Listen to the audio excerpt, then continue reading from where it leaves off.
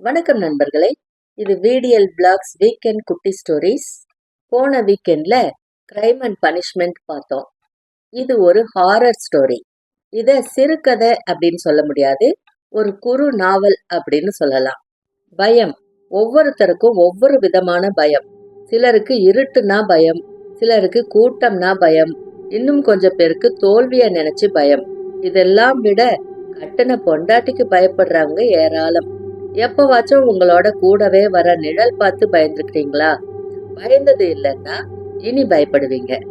இறந்தும் உயிர் தோழிய பிரிய மனசில்லாம தன்னோட தோழி கூட கடைசி வரைக்கும் வாழ ஆசைப்படுற ஒரு ஆன்மாவோட பயணமே நம் தொடரும் நிழல்கள். இப்போ இந்த கதையை கேட்போமா? தொடரும் நிழல்கள் எபிசோட் 1. ஜோதியும் காதல் தோல்வியும். தூங்கா நகரத்துல ஒரு பகுதியில நடந்துகிட்டு இருக்கிற நடக்க போகிற அமானுஷ்யங்கள் சேர்ந்ததுதான் தொடரும் நிழல்கள். ஒரே பசுமையான, கண்ணுக்கு எட்டுன வரைக்கும் குளிர்ச்சியா இருக்கிற ஊரு இல்ல எங்க ஊரு. இது ரத்த பூமி. எல்லா பக்கமும் வீடு, எல்லாமே மாடி வீடு இல்ல, முக்கால்வாசி ஓட்டு வீடு தான். நான் உங்களுக்கு சொல்லிட்டு இருக்கிறது கிட்டத்தட்ட 30 வருஷத்துக்கு முன்னால என்னோட கண்ணு முன்னாடி நடந்த ஒரு விஷயம். நாங்க ஒரு கூட்டு குடும்பம்.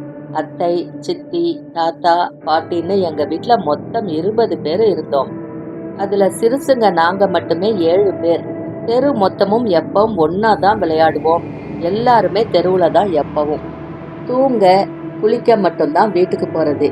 எல்லாருமே கிட்டத்தட்ட ஒரே வயசுதான், 8ல இருந்து 10க்குள்ள. எங்க தெரு முக்குல ஒரு ஆலமரம் இருக்கும். அது 70 வருஷ பழைய மரம்னு எங்க வீட்டுல சொல்லுவாங்க. அந்த மரத்துக்கு கீழே சின்னதா ஒரு பிள்ளையார் சிலை இருக்கும். அந்த மரத்தோட நிழல் கிட்டத்தட்ட பாதி தெருவுக்கு இருக்கும். நாங்க எப்பவும் விளையாடுற இடமும் அதுதான். சரியா எங்க வீட்டுக்கு 4 வீடு தள்ளி எதிர் வீட்டுல இருக்கிற அக்கா தான் ஜோதி. பேருக்கு ஏத்த மாதிரி எங்க தெரு பசங்க எல்லாருக்கும் முகத்துல ஒரு வெளிச்சம் வரும் அந்த அக்காவை பார்த்தா. அவ்வளவு அழகா இருப்பாங்க. எப்பவும் தாவணி தான் கட்டுவாங்க. செம கலரா இருப்பாங்க. முடி பயங்கர அடர்த்தியா இருக்கும். வெள்ளிக்கிழமை மட்டும்தான் தலைய பின்னாம விரிச்சு சின்னதா ஹேர்பின் மட்டும் போட்டிருப்பாங்க. அதுவும் அவங்க தாவணிக்கு மேட்ச். நல்ல உருண்டையான அழகான முகம். எப்பவுமே சிரிச்சுக்கிட்டே இருப்பாங்க. நல்ல அமைதியா இருப்பாங்க. ஆனா அவங்களுக்கு பிடிச்சவங்க கிட்ட மட்டும் ரொம்ப கலகலப்பா பேசி சிரிப்பாங்க. அந்த அக்காவுக்கு எங்க வீட்டுல எல்லாத்தையும் ரொம்ப ரொம்ப பிடிக்கும். நான் உங்களை மாதிரி இருக்கிற கூட்டு குடும்பத்துல தான் கல்யாணம் பண்ணுவேன்னு அடிக்கடி சொல்லுவாங்க. ஆமா, அந்த அக்காவுக்கு அம்மா அப்பா யாருமே இல்லை. ஒரே ஒரு அண்ணன் மட்டும்தான். சின்ன வயசுல இருந்து அவங்க அண்ணா தான் அந்த அக்காவை தனியா வளர்க்குறாங்க. வீட்டுல கஷ்டம்தான், ஆனா அவங்க அண்ணா அந்த அக்காவை 10 வரைக்கும் படிக்க வச்சாங்க.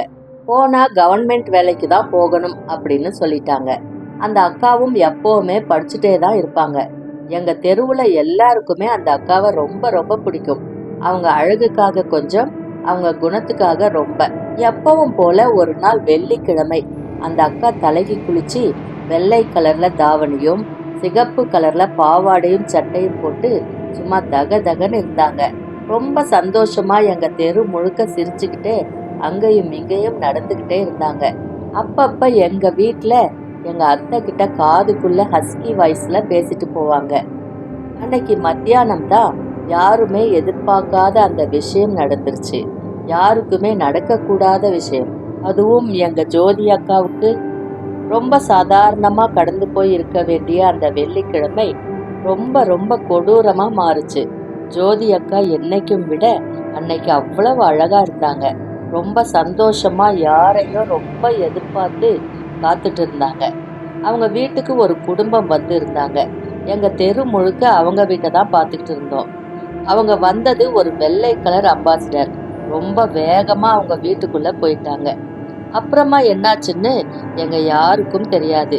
ஒரு அரை மணி நேரம் கழிச்சு ரொம்ப சத்தமா சண்டை போட்டாங்க. தெரு முழுக்க கூடிருச்சு அவங்க வீட்டு வாசல்ல. ரொம்ப நேரம் கத்திட்டே இருந்தாங்க அந்த கார்ல வந்த ஒரு லேடி. அம்மா அப்பா இருந்து புத்தி சொல்லி வளர்த்திருந்தா ஒழுங்கா இருந்திருப்பா. அண்ணன் கூட சேர்ந்துட்டு என் மகனை வளைச்சு போட பாக்குற கேடு கட்டவளே, இன்னும் எழுத முடியாத, கேட்க முடியாத ஏகப்பட்ட கெட்ட வார்த்தை. கண்டிப்பா எங்க ஜோதி அக்காவுக்கு கொஞ்சம் கூட பொருந்தாத வார்த்தைகள் எல்லாமே. எங்க வீட்ல எங்க எல்லாரையும் வீட்டுக்குள்ள அனுப்பிட்டாங்க. சண்டை மட்டும் முடியல. ஜோதி அக்கா ரொம்ப தலை குனிஞ்சு நின்னுட்டு இருந்தாங்க. எங்க தெருவுல எல்லாருமே ஜோதி அக்காவுக்கு சப்போர்ட் பண்ணாங்க. எங்க எதிர்த்த வீட்டு அக்கா ஒருத்தங்கள தவிர.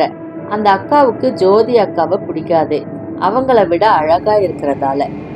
எல்லாரும் பேசுனதுல இருந்து ஜோதி அக்கா ஏதோ ஒரு பையனை லவ் பண்ணி ஏமாந்துட்டாங்கன்னு மட்டும் புரிஞ்சது. சண்டை ஒரு வழியா முடிவுக்கு வந்து அந்த கார்ல வந்தவங்க கிளம்பி போயிட்டாங்க. கார் சத்தம் கேட்டுதான் நாங்க எல்லாரும் வெளியே வந்தோம். அப்போதான் அந்த கொடூரம் நடந்துச்சு. திடீர்னு ஜோதி அக்கா வீட்டுக்குள்ள போய் மண்ணெண்ணெய் ஊத்தி தீ குளிச்சிட்டாங்க. வேதனை தாங்க முடியாம தெரு முழுக்க சுத்திட்டே வந்தாங்க. எல்லாருமே பயந்து அலறிட்டு ஓடிட்டோம் வீட்டுக்குள்ள. அந்த அக்காவை காப்பாத்த கம்பளி எடுத்துட்டு வர்றதுக்குள்ள அவங்க அண்ணாவும் தீ குளிச்சிட்டாங்க. அவங்க 2 பேரோட அலறல் சத்தம் இன்னமும் எங்க தெருவுல கேட்கும். 2 பேருமே இறந்துட்டாங்க. தெருவே சோகத்துல மூழ்கிருச்சு. அந்த கார்ல வந்தவங்க யாரு, அவங்க பையனுக்கும் ஜோதி அக்காவுக்கும் என்ன பிரச்சனை, எதுவுமே எங்களுக்கு புரியல. அந்த வயசுல எங்களுக்கு தெரிஞ்சது எல்லாம் செத்தவங்க பேயா சுத்துவாங்க. எங்களால ஜோதி அக்காவை பேய் மாதிரி நினைச்சு பாக்குறதுக்கே உடம்பெல்லாம் நடுக்கிருச்சு. நேத்து வரைக்கும் இல்ல, இன்னைக்கு காலையில வரைக்கும் தேவதையா இருந்தவங்க இப்போ பேய். எங்களை விட எங்க வீட்டு பெரியவங்க ரொம்ப ரொம்ப பயந்துட்டாங்க. எங்க வயசுக்கு எங்களுக்கு ஒரு மாதிரியான பயம், அவங்க வயசுக்கு அவங்களுக்கு ஒரு மாதிரியான பயம். ஆனா எல்லா இடத்துலயும் பயம். எங்க தெரு முழுக்க மயான அமைதி. யாருமே எதிர்பார்க்காத ஒரு கொடூரமான சாவு, அதுவும் 2 நல்ல உள்ளங்களுக்கு. 1 மாசம் யாருமே வீட்டை விட்டு வெளியே வரல. முக்கியமா மத்தியான நேரமும் சாயங்காலமும். சின்ன பசங்க யாரையும் வெளியே விளையாடவே விடல. அப்போதான் முழு பரீட்சை லீவு வந்துச்சு. வீட்டுல பசங்களை சமாளிக்க முடியாம வெளியே விளையாட விட்டாங்க. எங்களுக்கெல்லாம் செம ஹாப்பி. எப்பவும் போல ஆலமரத்துக்கு போயிட்டோம். ஜோதி அக்கா வீட்டை தாண்டி தான் அந்த ஆலமரத்துக்கு போயாகணும். எல்லாரும் ஒன்னா சேர்ந்துட்டு கண்ணை மூடிட்டு குடுகுடு குடுன்னு ஓடிடுவோம். அப்படித்தான் ஒரு நாள் எல்லாரும் விளையாடிட்டு இருந்தோம். ஒருத்தன் வேகமா ஓடி வந்து யாரோ கத்துறாங்க அப்படின்னு எங்க எல்லார்கிட்டையும் சொன்னான். எல்லாருக்குமே ரொம்ப பயம். நாங்க மொத்தம் 12 பேர் இருந்தோம். ஆளுக்கு ஒன்னு சொல்லிட்டு நின்னுக்கிட்டே இருந்தோம். தெருவுல பெரியவங்க யாருமே வீட்டு வாசல்ல இல்ல. அப்போதான் அந்த குரல் கேட்டுச்சு. ஏய் கருவாச்சி, நாடி நரம்பெல்லாம் ஆடிடுச்சு எனக்கு. நான் தான் அந்த கலை. இல்ல கருவாச்சி, கூப்பிட்டது ஜோதி அக்கா. உடம்பெல்லாம் புல்லரிச்சு போச்சு. இன்னும் பக்கமா ஏய் கருவாச்சி அப்படின்னு அலறி அடிச்சு ஓடுன வீட்டுக்கு. அவங்க வீட்டை தாண்டும் போது யாரோ அழுகிற சத்தம். நான் நிக்கவே இல்லை. வீட்டுக்கு போய் கதவை தட்டுனா எங்க வீட்டுல யாருமே இல்ல. வெளியே ரொம்ப நேரம் நிக்க முடியாது. தெருவுல யாருமே இல்ல. இன்னைக்கு வெள்ளிக்கிழமை வேற. கிட்டத்தட்ட ஜோதி அக்கா இறந்து 1 மாசம் முடிஞ்சிருக்கும்னு நினைக்கிறேன். அவங்க இறந்த நேரம்தான் எல்லாமே என்னோட மனசுக்குள்ள ரொம்ப ரொம்ப வேகமா ஓடுச்சு. அன்னைக்கு காலையில நான் அவங்கள பார்த்தது, அந்த சிவப்பு வெள்ளை தாவணி, அவங்களோட நீளமான முடி, அதுல குத்தி இருந்த ஹேர்பின், தலை நிறைய வச்சிருந்த மல்லிப்பூ. கதவை ரொம்ப வேகமா தட்டினேன். என் பின்னால யாரோ ரொம்ப பக்கமா எனக்கு நிழல்ல தெரியுது. மறுபடியும் நீ கருவாச்சி அலறி கீழே விழுந்ததுதான் ஞாபகம் இருக்கு. நான் எப்போ வீட்டுக்குள்ள வந்தேன், யார் என்ன கூட்டிட்டு வந்தாங்க, எதுவுமே தெரியல. கண்ணை முழிச்சு பார்த்த அம்மா அழுதுட்டு இருந்தாங்க. எங்க எதிர்த்த வீட்டு அக்கா பேசிட்டு இருந்தாங்க. எங்க அம்மா என்ன ஆச்சு கலைன்னு கேட்டாங்க. இல்லம்மா, ஜோதி அக்கா வந்தாங்க அப்படின்னு சொல்லி முடிக்கிறதுக்கு முன்னாடியே எதிர்த்த வீட்டு அக்கா அந்த மினிக்கு போய் சேர்ந்துட்டா. அவ கொழுப்பெடுத்து புள்ளைய எவன்கிட்டயோ வாங்கிட்டு வந்து பணக்காரனை வளைச்சு போட பார்த்தா. முடியாதுன்னு தெரிஞ்சதும் மண்ணெண்ணெயை ஊத்தி கொளுத்திக்கிட்டு போய் சேர்ந்துட்டா. இங்க இருக்கிற நாம ஒவ்வொரு நாளும் செத்து செத்து பொழைக்க வேண்டியதா இருக்கு. கேடு கெட்டவ. உடனே எங்க அம்மா, முதல்ல நீங்க கிளம்புங்க. நடந்தது என்னன்னு தெரியாம எப்படி அந்த புள்ளைய போய் வாய் கூசாம இப்படி பேசுறீங்க? போய் முதல்ல வாயை கழுவுங்க. அப்ராணி, அவ பாட்டுக்கு இருந்த பிள்ளைய கண்டதை சொல்லி கெடுத்ததே நீங்க தான். எனக்கு ஒண்ணுமே புரியல. சின்ன பிள்ளை முன்னாடி பேச வைக்காதீங்க. கிளம்புங்க முதல்ல. அவங்க கிளம்புனதும் எங்க அம்மா கிட்ட நடந்த எல்லாத்தையும் சொன்னேன். எங்க அம்மா, நீ வெளியே கத்திட்டு இருந்ததால எதிர்த்த வீட்டு அக்கா தான் என்னாச்சுன்னு பார்க்க உன் பக்கத்துல வந்திருக்காங்க. அதுக்குள்ள நீ கீழே விழுந்துட்ட. என்னைய கருவாச்சின்னு கூப்பிடுறது 2 பேரு தான். ஒன்னு ஜோதி அக்கா, இன்னொன்னு எதிர்த்த வீட்டு அக்கா. ஒருவேளை இவங்க தான் கூப்பிட்டு இருப்பாங்களோ அப்படின்னு தோணுச்சு. ஆனா கேட்டது ஜோதி அக்காவோட குரல் தானே. எல்லாரும் பேசுறத வச்சு பார்த்ததுல ஒரு விஷயம் தெரிஞ்சிருக்கு. எதிர்த்த வீட்டு அக்கா மூலமா தான் ஜோதி அக்கா ஒரு பையன் கூட பழகியிருக்காங்க. அவன் மூலமா பிரெக்னென்ட் ஆயிருக்காங்க. அவன் அவங்க வீட்டுல சொல்லி பொண்ணு பார்க்க வரதா சொல்லியிருக்கான். அதுக்காகத்தான் அன்னைக்கு அவங்க அவ்வளவு ஆர்வமா ஆசையோட இருந்திருக்காங்க. ஆனா அந்த பையனோட அம்மா அந்த அக்காவை அவங்க அண்ணனோட சேர்த்து வச்சு பேசி அசிங்கப்படுத்தினதால 2 பேருமே இல்ல 3 பேருமே அநியாயமா செத்துருக்காங்க. பாவம் ஜோதி அக்கா. எனக்கு அவங்க மேல இருந்த மரியாதை இன்னும் அதிகமாச்சு. அவங்க செத்துருக்க கூடாது, வாழ்ந்து எல்லாரையும் சாகடிச்சிருக்கணும் அப்படின்னு இப்ப வரைக்கும் எனக்கு தோணும். இப்போ இவ்வளவு வியாக்கியானம் பேசுறேன்னா அந்த வயசுல பயந்து நடுங்கினேன். விளையாட போறதுக்கு ஒரு தெரு சுத்தி தான் போவேன். ஜோதி அக்கா வீட்டை நிமிந்து கூட பார்க்க மாட்டேன், அவ்வளவு பயம். இப்படியே கொஞ்ச நாள் ஓடிச்சு. ஜோதி அக்காவை பத்தி பேசாத நாளே இருக்காது. அப்போதான் ஒவ்வொரு நாளும் ஒவ்வொரு விஷயம் கேள்விப்பட்டோம். ஜோதி அக்காவை ஏமாத்தின பையன் ஒரு விபத்துல குடும்பத்தோட இறந்துட்டான். எனக்கு ரொம்ப சந்தோஷமா இருந்துச்சு. நிச்சயம் கடவுள் இருக்காரு அப்படின்னு நினைச்சேன்.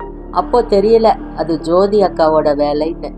எங்க எதிர்த்த வீட்டு அக்கா கொஞ்சம் கொஞ்சமா உடம்பு சரியில்லாம ஒரு நாள் இறந்தே போயிட்டாங்க. தெருவுல எல்லாரும் சொன்னாங்க, அந்த புள்ள வாழ்க்கைய கெடுத்து இவ வாழ்க்கையும் இப்படி போயிருச்சு அப்படின்னு. எங்க வீட்டுல கூட ஜோதி இன்னமும் இருக்கா. எப்போ அவ ஆத்மா சாந்தி அடைய போகுதோ தெரியல. பாவம், என்னெல்லாம் கனவு கண்டு வச்சிருந்தாலோ அநியாயமா இப்படி அவசரப்பட்டுட்டா. செத்தும் நிம்மதி கிடைக்காம அலையிறாளே. இந்நேரம் உயிரோட இருந்திருந்தா பிள்ளைக்கு 1 வயசு ஆகியிருக்குமே. எங்க வீட்டுல அடிக்கடி ஜோதி அக்கா பேசுறது கேக்கும். நான் இங்கவே இருந்திருக்கலாம், என்னால எங்க அண்ணனும் செத்துருச்சே அப்படின்னு சொல்லிட்டு ஓன்னு அழுகிற சத்தம் கேட்கும். அடிக்கடி என்ன கருவாச்சி கருவாச்சி அப்படின்னு கூப்பிடுற மாதிரியே இருக்கும். மன பிரம்மைலாம் ஒன்றும் கிடையாது. எனக்கு மட்டும் இதெல்லாம் கேட்டிருந்தா பிரம்ம. ஆனா எங்க வீட்டுல எல்லாருக்குமே கேட்டுச்சே. ஒவ்வொருத்தருக்கும் ஒவ்வொரு விஷயம், யாருக்குமே கெடுதல் இல்லை. ஆனாலும் உயிரோட இல்லாதவங்க கிட்ட பாசம் வைக்க முடியாதுல்ல. நாங்க வீட்டை காலி பண்ணி வேற வீட்டுக்கு போனோம். இந்த தடவை மாடி வீடு. ரொம்ப நாள் இருந்த வீட்டை விட்டு வர்றதுக்கு கொஞ்சம் கஷ்டமா தான் இருந்துச்சு. ஆனாலும் அந்த வீட்டுல யாருக்குமே நிம்மதி இல்லை. முக்கியமா சின்ன பசங்க எல்லாருக்கும் ஏதாச்சும் ஒண்ணு மாத்தி ஒண்ணு வந்துகிட்டே இருந்ததால வீட்டை காலி பண்ணிட்டு ஒரு மாடி வீட்டுக்கு வந்துட்டோம். பெரிய வீடு. ஆமா, எங்க வீடு தான் அந்த தெருவிலேயே பெரிய வீடு. நல்ல விலைக்கு வந்துச்சுன்னு எங்க ஆச்சி தான் வாங்கினாங்க. எல்லாருமே ரொம்ப சந்தோஷமா அந்த வீட்டுக்கு போனோம்.